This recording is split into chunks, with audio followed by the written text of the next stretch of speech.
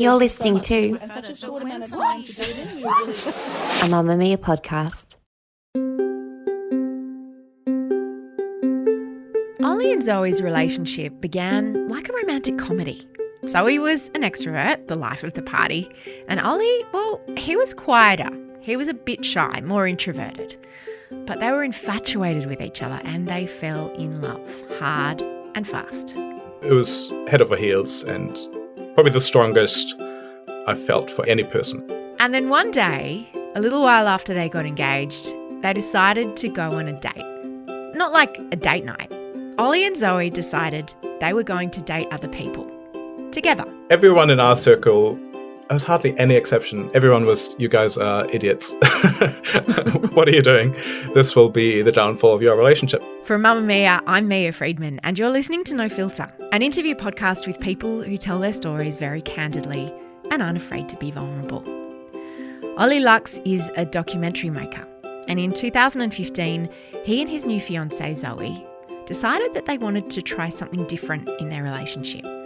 They wanted to open it up, but there would be rules. Oh, and also, they decided to film the whole thing. That was 5 years ago. And this year, the documentary was released. It's called There's No I in Threesome.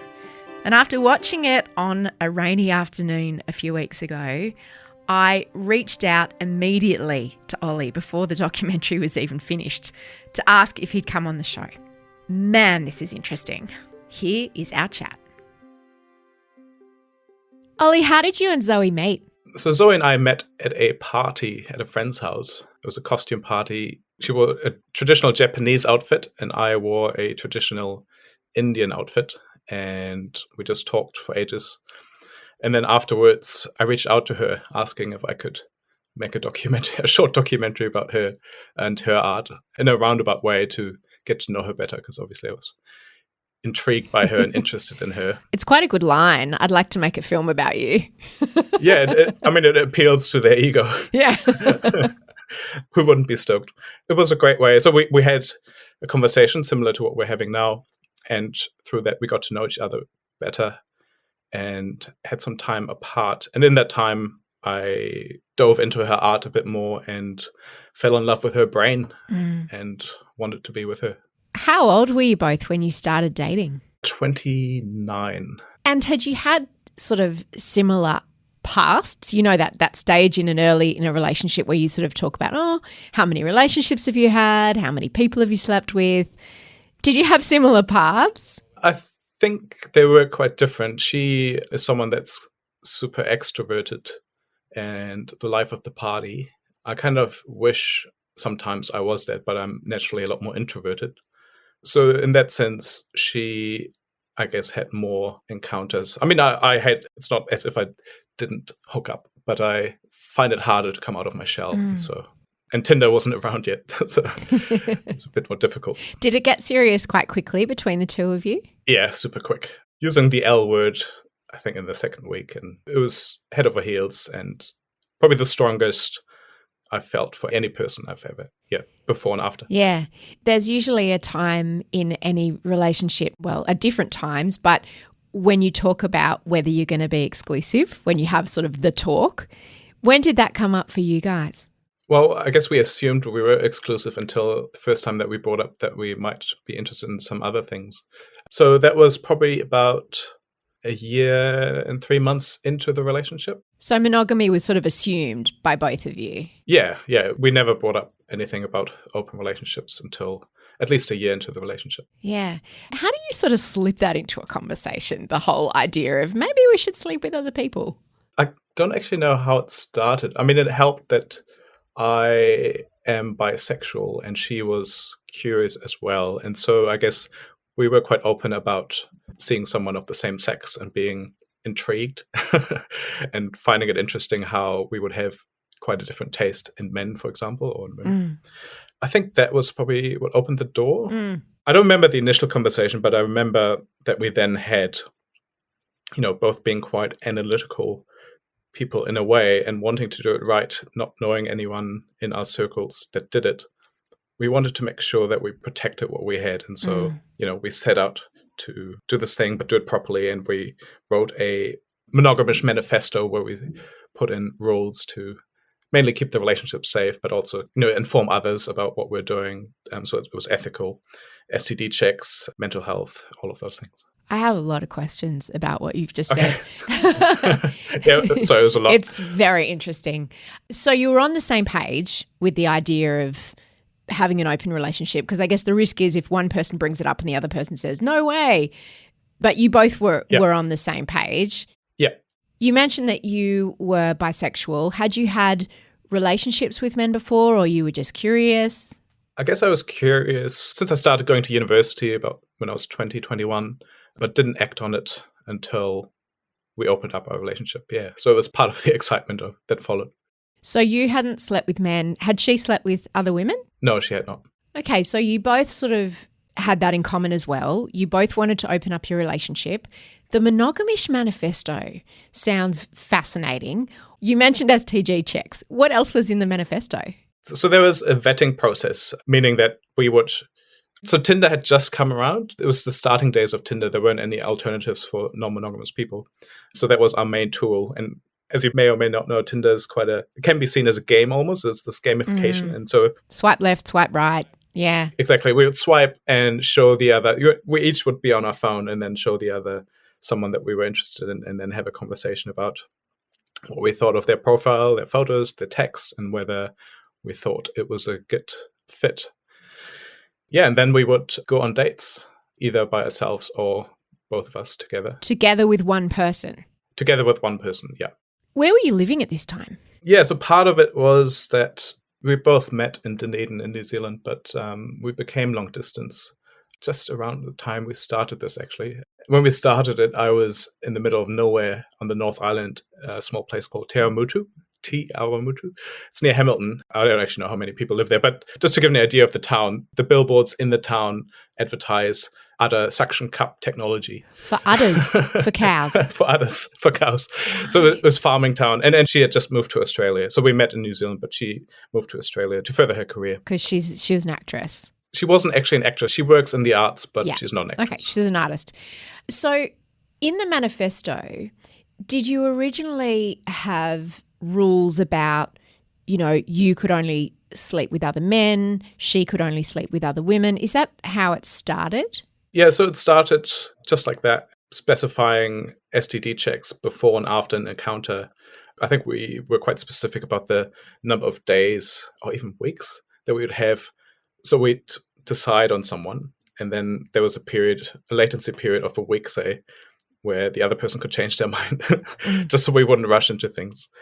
And then we made sure to only have, I can't remember exactly, but 2 hookups per month, for example. Right. So quite strict. And also, she would have a hookup, I would have a hookup. As you said, it was just same sex at the start, samesies, as we called it. Samesies. Yeah.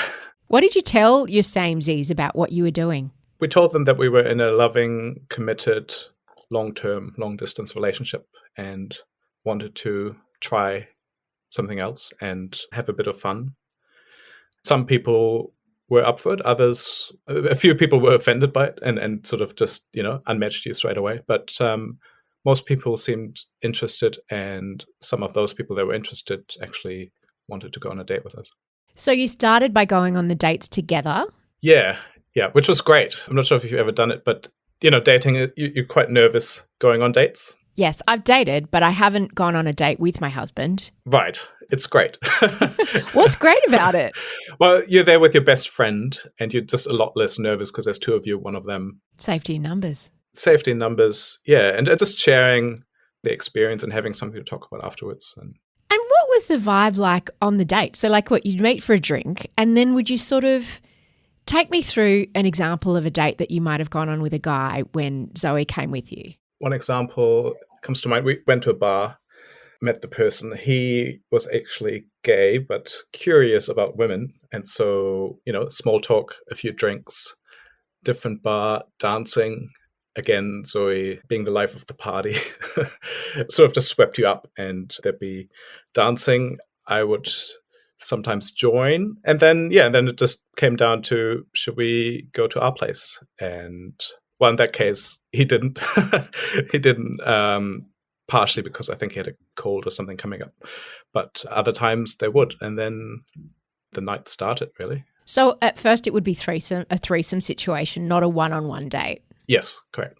So threesomes at first and, having the manifesto, but the rules that we came up with, we kind of changed them and amended them. And as we were going, found loopholes at times, then discussed them and came back together as a stronger unit.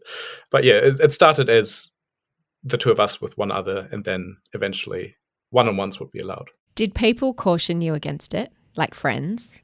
Yeah, so everyone in our circle, there was hardly any exception. Everyone was, you guys are idiots. What are you doing? This will be the downfall of your relationship. And we were so swept up in it that we were like, nah, this is going to work out. And there was a long period where it worked out really well. And obviously there were hiccups, but as I mentioned, each time we came back together and talked and discussed. And you really had to upskill your communication. You had to become a lot better at understanding who you are, your weaknesses, the weaknesses of your partner. So in a way, it was almost like a time lapse of, say, 3 to 5 years of a relationship was compressed into, say, 6 months. We just saw so many benefits of doing it. So we kept going and kept ignoring what others said. Yeah. I should mention as well that we, at the time, did not seek out polyamory or open relationship support groups. We didn't know about Esther Perel at the time. I think we just started listening to Dan Savage. Yeah. So these are two famous, Dan Savage is a podcaster and Esther is a couples therapist. Well, I'm not sure if Dan Savage is a therapist. He gives No, he's really just a good podcaster, but he gives a lot of sex and relationship advice. Yes. And listening to those people or having a group of like-minded people in the place you live can help a lot, I think, in understanding what you're going through. But we didn't have that. We had our manifesto. Yeah. This idea of monogamy is kind of, it depends, I imagine, but from what I understand, it's about the idea that at the heart of it is a committed couple, but then you can have other sexual partners or romantic entanglements in whatever way that doesn't compromise the central relationship. Would that be true? Yep. There's a whole range of different types of relationships where you, for example, you just play together in the same room, or you're only allowed to hook up with the same sex, or you have various long-term relationships, which would be polyamory. So I'm not sure when we touched on it, but we slid into polyamory eventually. Yeah, you sure did slide right into polyamory. Before you slid, you can talk about the Monogamish Manifesto, but in it, I imagine you can't really make rules around jealousy, can you? Because that's not something that's able to be controlled. How did you manage that? Yeah, that was part of the reason we had quite a long period between hookups, at least at the start, where we made sure to check in on each other and made sure to keep the next day free just for conversations and reaffirmation. Jealousy was more of an issue when we started seeing people of the opposite sex. When she met with a woman, I was perhaps a little bit jealous, but there's a primitive part of the brain that didn't jump into action. So it's just the fact that she can't make a baby with a woman. She could obviously, but not in the traditional way. You didn't feel threatened in any way by her? I didn't feel as threatened, yeah. No. And it was the same for her when I hooked up with a man. And once that changed, we kept saying, jealousy is just an emotion you can train yourself to overcome. And I tried. It's difficult. I think it's a constant process, and some people might be successful at doing it. I, in the end, was not. Well, I should have said that you gave this experiment a time limit. So you were engaged. It was a year before your wedding, and you planned to stop when you got married. So this wasn't something that you were planning to do forever. No, we planned to stop. But again, things became more complicated when, with open relationships, we had other rules around just hooking up once with a person not in our circle, so we wouldn't meet them again and so on. But once it became three polyamorous relationships, her having someone else and me having someone else, having the end date in place, what was written in ink, what's the English saying? It's written in stone became... Yeah, what was... Written in ink. Oh, yeah, right. I should mention I didn't grow up speaking English, so these sayings sometimes evade me. Yeah, it didn't become as steadfast once polyamorous came on the scene, and it wasn't just sex anymore. It sounds like there were a few sort of pivotal moments where things changed in the big book of Monogamish. And the first one was when you started sleeping with people of the opposite sex. Do you remember who initiated that first and how you navigated that? That would have been her. I mean, we both decided to do it at the same time, obviously, but it was much easier for her to find a man interested in sleeping with her, knowing that I was there as well. Women were not as interested in even going on a date with me, once they found out that I was in an open relationship. And how does this work in a small town where you were living? Like, Tinder's hard enough in a big city. Yeah. I mean, so we were long distance, but we would have periods where I would go over to see her and she lived in a bigger city. And then it became a different story. I was able to go on dates with women as well. And yeah, but in a small town, I mean, I just focused on work. It wasn't very successful there. And I should also add that at some point during this experiment, you decided to also make a documentary about it.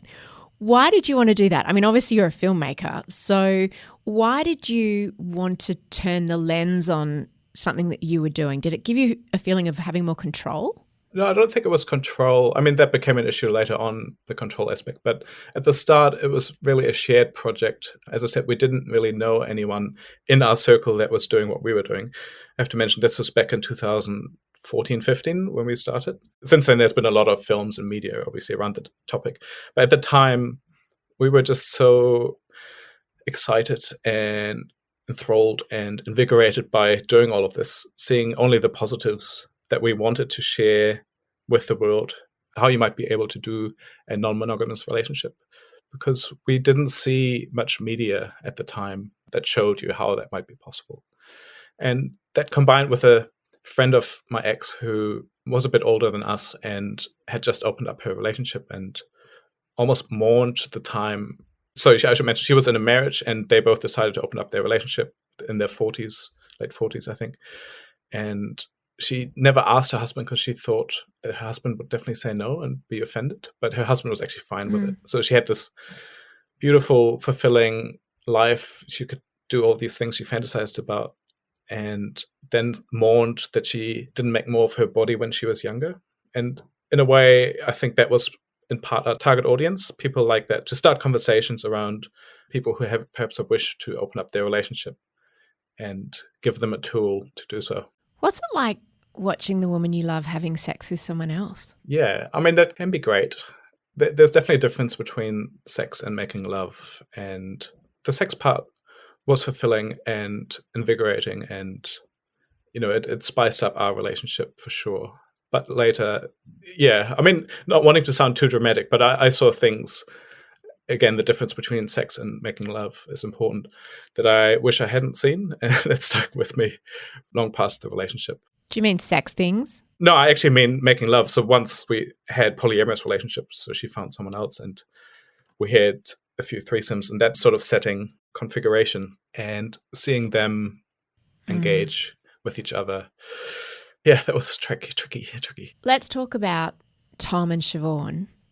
This is the woman that you started seeing and the man that she started seeing. Did it happen at around the same time? It did, yeah. That was just a lucky coincidence. Because I imagine not only did you have to say to someone, hey, I'm interested in a relationship, I also have a fiancé and I'm making a documentary, so can I film all of this? I imagine the pool of people who would be down for that would be quite small, and yet you both managed to find people who were into it. Very slim, yeah. That's a good point. I mean, Siobhan, who I met, had experience with open relationships before, and at that point in her life, loved the idea of being the third, and had met my fiancé and was just... yeah, she was just excited to be part of something different, and she was also bisexual, so everyone got on great. So Zoe had threesomes with you and Siobhan. You had threesomes with Zoe and Tom. Do you remember the first time you met Tom? Yes, I filmed it. Of course you did. We first met. Couldn't get more awkward. Let's bring a camera along. Zoom or Skype as it was then, and had a 1 hour conversation, which was friendly and nice.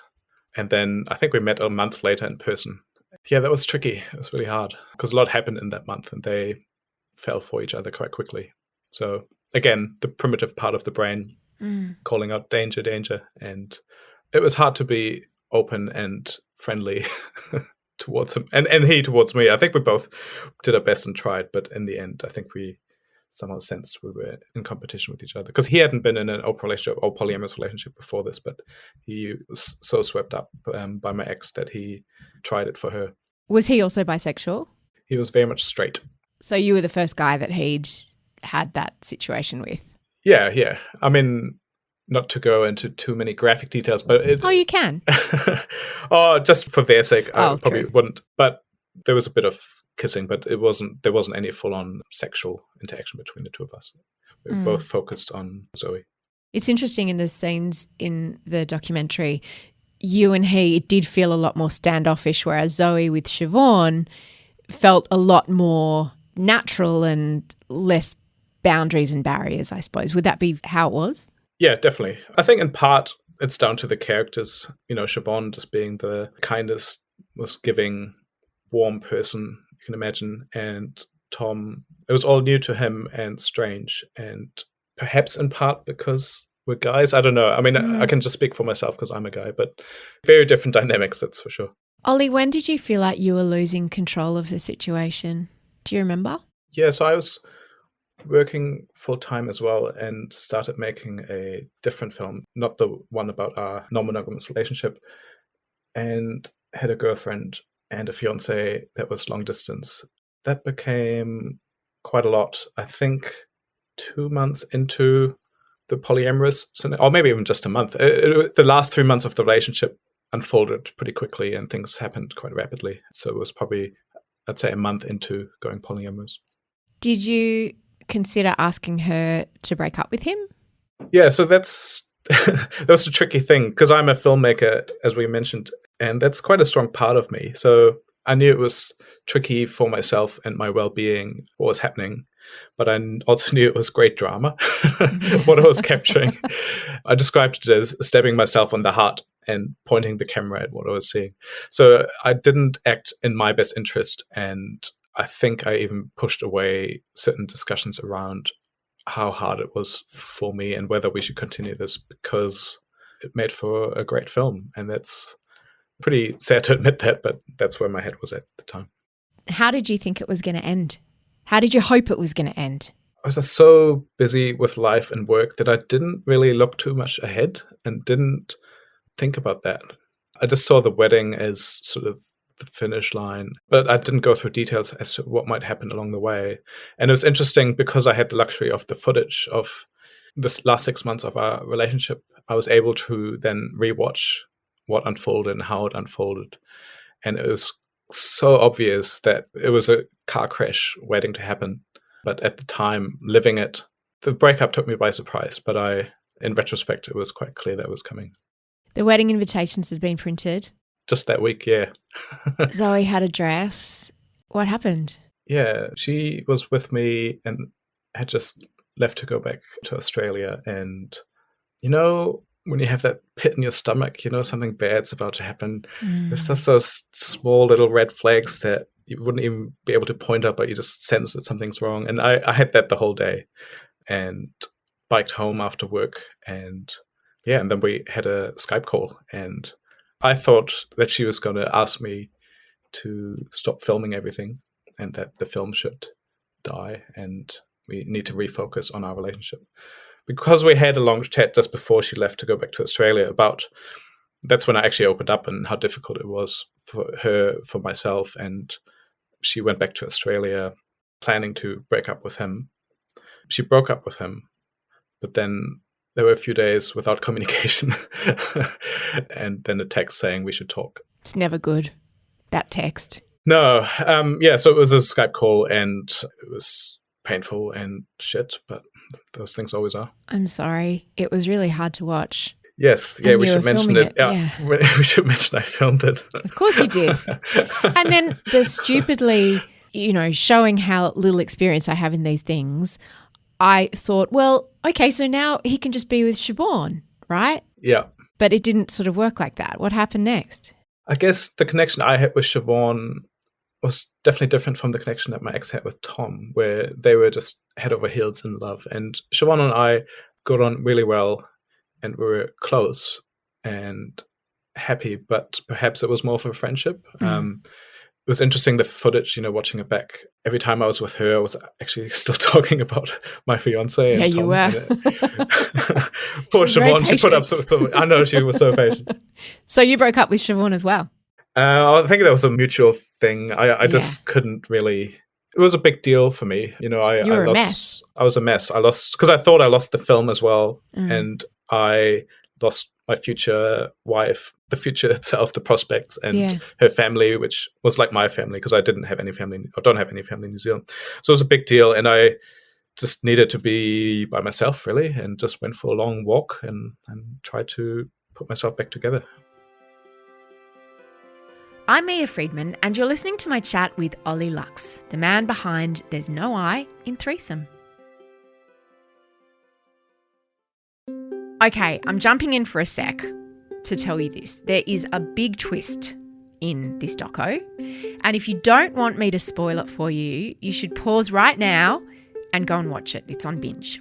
Or if you don't mind a spoiler, you can keep listening to the second part of my interview where Ollie and I talk about the documentary itself and that twist. Hello. I'm Ollie. Hi. Right, shall we start with the board? Hi, my name is Georgia Pringle and I'm with Gale Cowan Management. Hi, I'm Alice May Connolly. My name is Romy Hooper. Kieran Howell, no agent. The story of this film started almost 5 years ago. My fiancé and I decided to make a documentary about us, exploring alternatives to monogamy. Our documentary became my film when she left me for the new guy, Tom. 3 years later, with permission from my ex, I cast an actress, Natalie, to finish the film with. 5 part 3A, take 1. 100, take 3. Mark 2 for the GoPro and the handheld. Ollie, I can't handle it. Like, I was watching the film and then you and Zoe broke up and then you did the most extraordinary twist I've ever seen in any film, let alone a real life one. And I realised that the person, it took me a while to work it out, but the person that had been playing Zoe all along was actually an actress and not the real thing. How did that happen and how did you pull it off? So because we were long distance and making this documentary just with our iPhones, we had two sides of the story. She had her side in Australia. I had my side. That meant, obviously, we wouldn't use her footage. So she withdrew her consent to be. Had she been sending you the footage all the way along? And Yes, yep. So with the breakup, she was out. She didn't want to have anything to do with the film. So that was that. And then I think it took me 2 weeks to sort of wallow in self-pity and then realize, we could cast an actress and still use, as much of the footage that I had captured, either with Siobhan or by myself. And scenes that had happened with my ex, we can just redo with the actress. And that's what we did.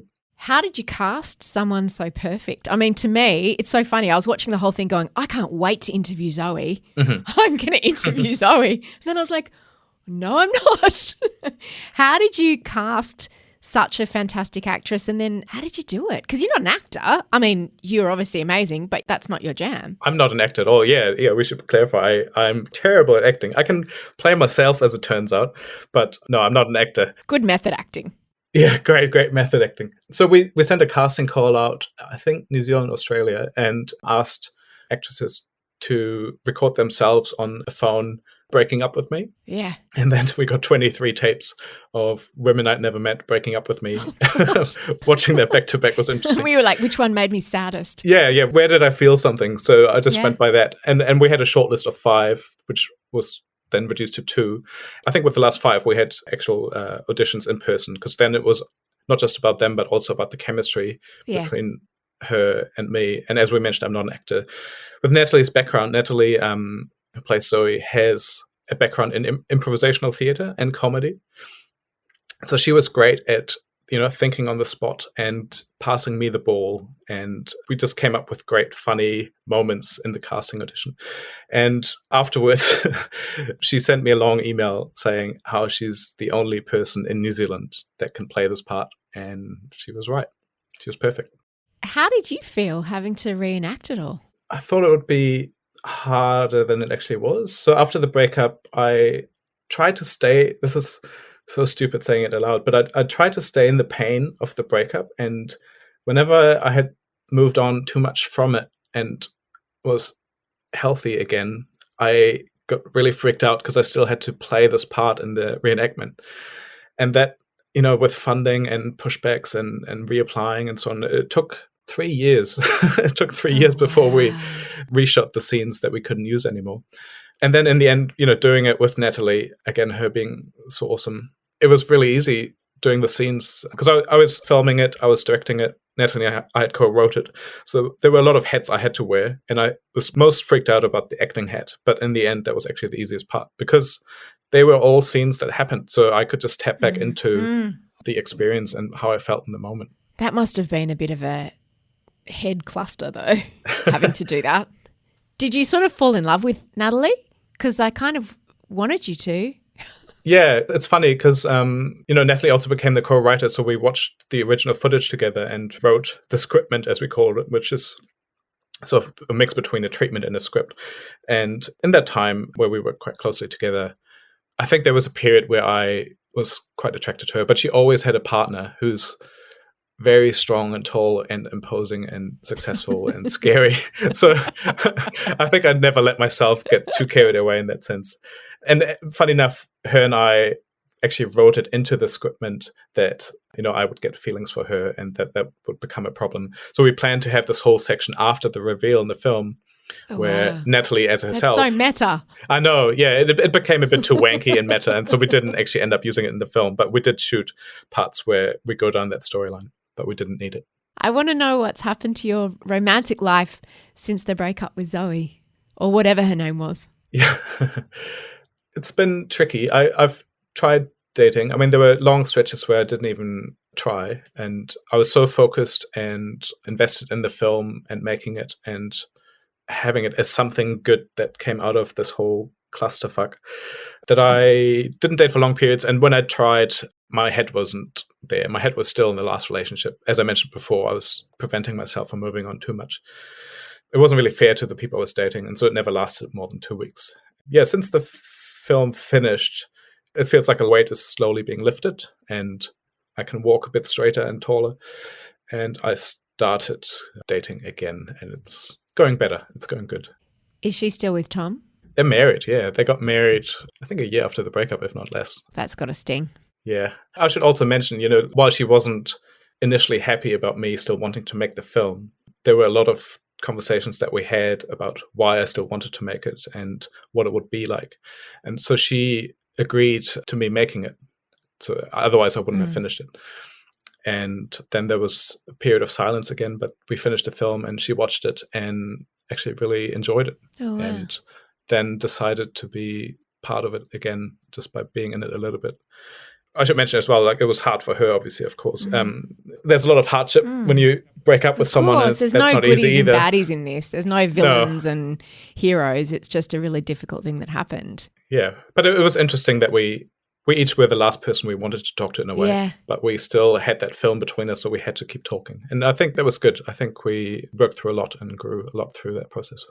Looking back, do you have regrets that you ever opened the relationship, or do you think that it was an important thing and the end result would have been the end result anyway? I'm glad I tried it. I think I would have been curious about it otherwise. And it's not something, I tried to pack so many lessons into the film of all the things I learned.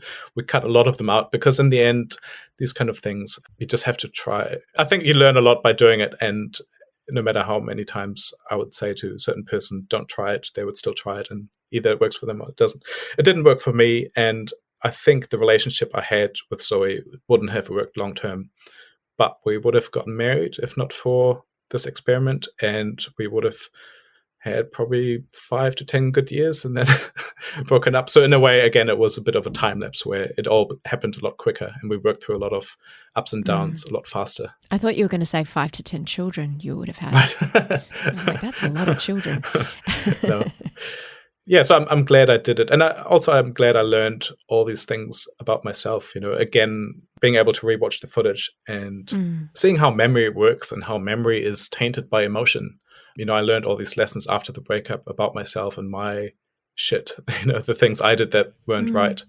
But in the year between the breakup and rewatching the footage, I had sort of reversed back to thinking it was all her fault and I didn't play a big part in the breakup. But then rewatching it, it became quite clear that there's a lot of shit I have to work on as well. I thought you showed that in the finished film. I think that it wasn't polarizing at all. It was just like every relationship, there were lots of shades of grey. Yeah, exactly. The stories become more simple the more time passes, right? If one of your friends said that they were going to open up their relationship, would you now be the one that said, don't do it? Yeah, I'm trying to not be too cynical, but I think part of me would be. It depends on the person and how they approach it, I think. Because I should also mention that, polyamory works for some people and open relationships work for some people. You can make it work. In the end, it didn't work for us, and you can see why. So it's a cautionary tale in a way of how not to do it. So I would advise them to do perhaps more research than we did and find support groups in their region that can, help them through the steps and the tools that you need to do it successfully. But yeah, I'd caution because, we started, as I said, with a manifesto where we wanted to make sure that our relationship survives this. But once emotions get involved, no matter how much rational thinking and logic went into that manifesto, emotion is stronger than logic at certain times. Sometimes you catch feelings. Exactly. And so, yeah, it is a very tricky beast. And I think monogamy is the norm for a reason, having tried the alternative and the effort, the time, the amount of talking you have to do. I only have... So much talking, Ollie. I've got maybe 10,000 words a day, so I'm using them all up now. And I'm quite happy to not try that again. I'm so glad you made the film. I'm sorry that your heart got broken. Thank you. But I think the film is absolutely superb. It was so smart and unexpected and clever and Thanks, just fascinating. So congratulations. Appreciate that. Thank you. Whew. That was a lot, wasn't it?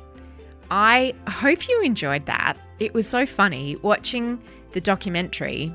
I immediately knew I wanted to do a no filter about it. But at first I thought I'd want to interview Zoe, right?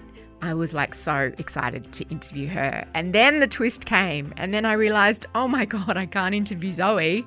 I have to interview Ollie, who was great, by the way. But I really, really enjoyed our conversation. I did, however, want to know about the female perspective of an open relationship and whether that's different.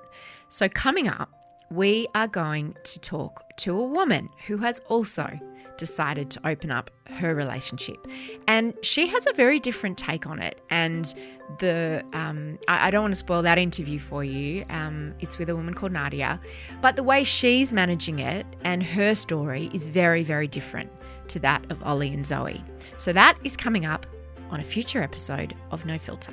If you want to go and check out the documentary, There's No I in Threesome, I highly recommend it. It's available on Binge or Foxtel Go, and I think there is a free 1 or 2 week trial of those streaming services. This episode of No Filter was produced by Mel Sauer. The executive producer of No Filter is Eliza Ratliff. I'm Mia Friedman, and I'll see you on mamamia.com.au.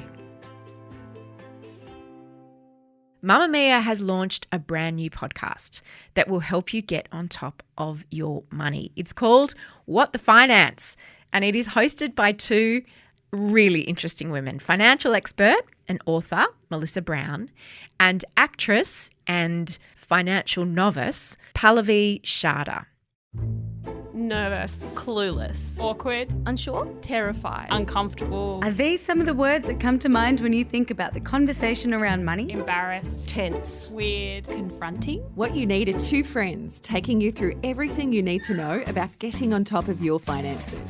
What the Finance is a podcast from Mamamia, hosted by me, financial expert and author Mel Brown. And me, Pallavi Sharda, actress, social justice warrior, but financial amateur. Each episode will break down all the myths and misconceptions when it comes to your personal finances. Plus, We'll give you practical tips and speak to some experts. Think of us as two non-judgmental friends in your ears, helping you with the big issues like getting out of debt, asking for a raise and buying property. What the Finance? It's time to get good with money. Out now, wherever you get your podcasts. Mamamia acknowledges the traditional owners of the land we have recorded this podcast on, the Gadigal people of the Eora Nation. We pay our respects to their elders, past and present, and extend that respect to all Aboriginal and Torres Strait Islander cultures.